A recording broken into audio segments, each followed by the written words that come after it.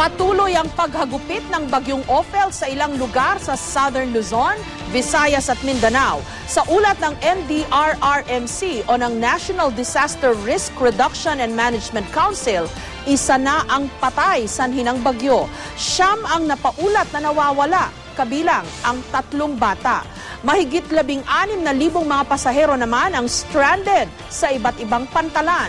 May report si Ruth Cabal. Patuloy pa ring tumataas ang tubig sa Barangay Agdao sa General Santos City dulot ng walang tigil na ulan. Lubog na sa gabaywang na baha ang maraming bahay. Ang iba nasira sa pagragasa ng tubig. Nasa 70 pamilya na ang inilikas.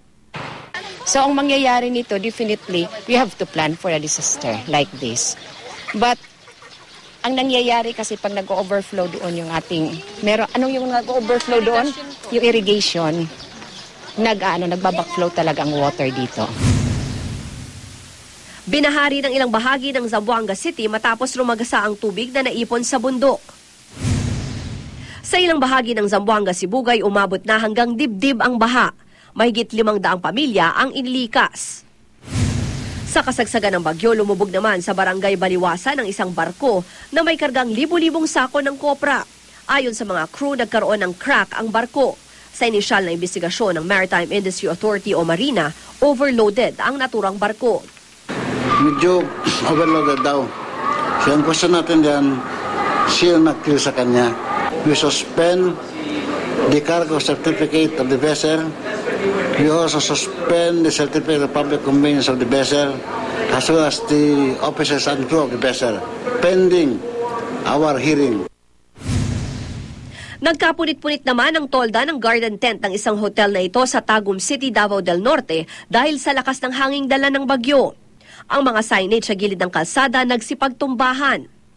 Ang punong ito naman nabuwal at tumama sa linya ng kuryente na naging dahilan ng malawakang brownout sa lugar.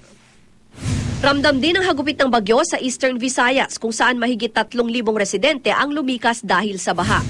Sa Leyte, 3 bayan ang hinagupit ng bagyo. Halos 300 pamilya mula sa 11 barangay sa Tacloban City ang lumikas dahil sa baha. 17 mangingisda naman ang na-rescue matapos abutan ng bagyo sa laot. Ang roro namang ito sa Rojas City na stranded sa gitna ng dagat. Mahigit 50 ang sakay ng naturang barko. Isang demotor na bangka rin na may sakay na 13 pasahero ang naiulat na stranded. Ang tanan nga clearance ang barko kag fishing boat kansilado na.